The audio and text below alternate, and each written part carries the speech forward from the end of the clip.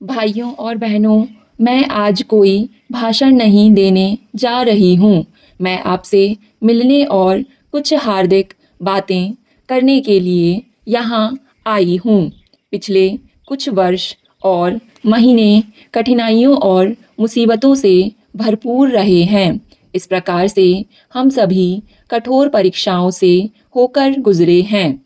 कुछ लोग मिलने आए, अच्छा और बुरा जो भी होता रहे, हजारों और लाखों लोग यहाँ मेरे पास आते हैं और इस समय भी यही हो रहा है। सभी तरह के लोग, किसान, मजदूर, रिक्शा वाले, ठेले वाले, स्त्री पुरुष सभी आते रहे हैं। आज सवेरे कोई 1000 बैंड वाले आए। आप कल्पना कर सकते हैं कि कितना शोरगुल हुआ होगा। पूरा पड़ोस जाग गया। इस प्रकार वे अपनी प्रसन्नता प्रकट करने आए। ये लोग उनमें से हैं जो प्रायः शादी ब्याह में लोगों को खुश करने के लिए जाते रहते हैं। लेकिन जैसा मैं कह चुकी हूँ, जीवन में खुशी के क्षण होते हैं तो शोक की घड़ियां भी आती हैं। हमें सुनिश्चित यह करना है कि हम सही रास्ते पर रहें और देखें कि कितनी तेजी से हम आगे बढ़ रहे हैं। एक लंबा मामला अपनी अंतिम मंजिल पर पहुंच गया है, लेकिन आप जानते हैं कि जब यह मामला नहीं चल रहा था, तब भी एक प्रकार का आंदोलन शुरू किया गया था। मेरे विरुद्ध निराधार और झूठे आरोप लगाए गए थे और अपशब्द भी कहे गए थे। यह कोशिश की गई थी कि एक बिल्कुल गलत तस्वीर प्रस्तुत की जाए। अगर यह निजी मामला होता तो मैं बिल्कुल परवाह ना करती। मैंने जीवन में शुभ और अशुभ को एक समान झेलने का अभ्यास किया है। मैं प्रसन्नता वाली स्थिति को असाधारण रूप से प्रसन्न नहीं होती और मुसीबतों तथा सुखद परिस्थितियों में निराश नहीं हो जाती। लेकिन यह मेरा निजी मामला ना होकर देश के प्रधानमंत्री का मामला था। अब एक लोकतंत्री ढांचे में प्रधानमंत्री, चाहे वह पुरुष हो या स्त्री, पूरे राष्ट्र का प्रतिनिधि होता है। इसलिए अगर उसको नीचा दिखाने की कोशिश की जाती है तो देश की प्रतिष्ठा कभी ऊंची नहीं होगी, देश को बदनामी ही मिलेगी।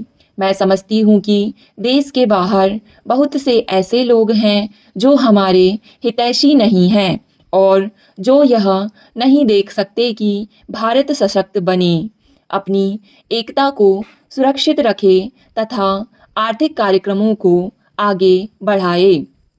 महोदय, ये उनके इरादे रहे हैं और यह कोशिश वे करते रहे हैं। इसके जाल में हमारे देशवासी भी फंस गए। कुछ लोगों को हमारी नीतियाँ पसंद नहीं थीं। कुछ अन्य लोग मुझे निजी तौर पर पसंद नहीं करते थे और भी बहुत से कारण थे। कुछ लोगों को हिंसा में विश्वास था और वे गड़बड़ी पैदा करना चाहते थे।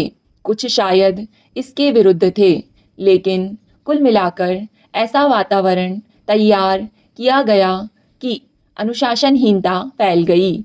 लोग भूल गए कि देश के हित में क्या है और क्या नहीं, तथा हमारे चारों ओर क्या खतरे उपस्थित हैं।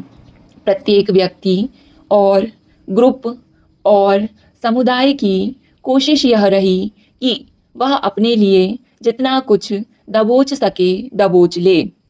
किसान अपनी उपज के और ज़्यादा दामों की मांग करने लगे, जबकि शहरी लोग बढ़े हुए दामों की शिकायत करने लगे। मजदूर ने ज़्यादा दामों की मांग की तो बेरोज़गार लोगों ने काम पाने के लिए अपनी आवाज़ उठाई। लेकिन ये सब काम एक साथ एक समय में तुरंत नहीं किए जा सकते थे। इस प्रकार देश के सामने एक भयावह स्थिति आ गई और चुनाव संबंधी मेरे मामले ने हमारे विरोधियों को अपनी मनमानी करने का अवसर दिया। इस मामले का हमारे नियत कार्य से जिसमें हम लगे थे कोई रिश्ता नहीं था।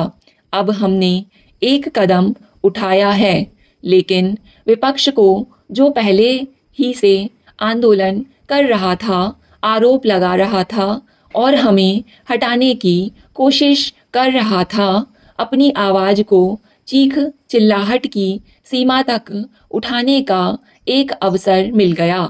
वह किस बात के लिए चीख पुकार मचा रहा था? यही कि केंद्र सरकार के काम को वह ठप करके होगा। अब केंद्र का तात्पर्य क्या होता है? वह एक ऐसा अभिकरण है जो राष्ट्र के काम में लगा होता है। अगर यह काम ना हो पाए या उसमें बाधा उत्पन्न हो तो और कोई भी काम आगे नहीं बढ़ सकता। तब हमारी कठिनाइयों का अंत होने की जगह उनमें वृद्धि होगी। यह समस्या थी हमारे सामने।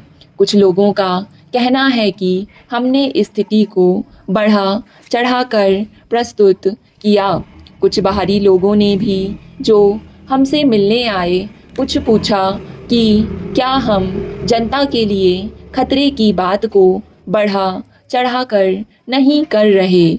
लेकिन हमें ऐसी स्थिति के बारे में पहले से इसका आभास और पर्याप्त अनुभव था। महोदय, मुझे नए बोर्ड से मिलकर बहुत प्रसन्नता हो रही है। आप में से अधिकांश मेरे परिचित हैं और मेरे प्रति मैत्री भाव रखते हैं और नए चेहरे बहुत कम ही दिखाई दे रहे हैं। कुछ लोग मेरे लिए तो नहीं, लेकिन समाज कल्याण बोर्ड के लिए नए हैं। जैसा कि आप जानते हैं, बोर्ड से मेरा संबंध तब से रहा है जब पहली बार वह बनाया गया था। वास्तव में मैं उस समय मॉस्को में थी जब मुझे एक तार द्वारा यह जानकारी मिली। हमने उस यात्रा से पूर्व ऐसा बोर्ड गठित करने के बारे में चर्चा की थी, लेकिन वहां जाने के बाद मुझे यह तार मिला कि क्या मैं उसके लिए अध्यक्ष के नाम का सुझाव दे सकती हूँ। वहीं से मैंने श्रीमती दुर्गाबाई देशमुख के नाम का सुझाव भेजा था। जैसा कि आप जानते हैं, बोर्ड जिस ढंग से विकसित हुआ उसके लिए अधिकांशतः वे ही उत्तरदायी थी और उन्होंने इसे एक नया आत्मविश्वास तथा गरिमा प्रदान की। अन्य बहुतेरी महिलाएं भी पहले से ही समाज कल्याण कार्यों में संलग्न थी, लेकिन श्रीमती देशमुख ने विभिन्न स्तरों की महिलाओं को, विशेषतः ग्रामीण क्षेत्रों की महिलाओं को बड़ी संख्या में इस काम में लगाया। स्टॉप।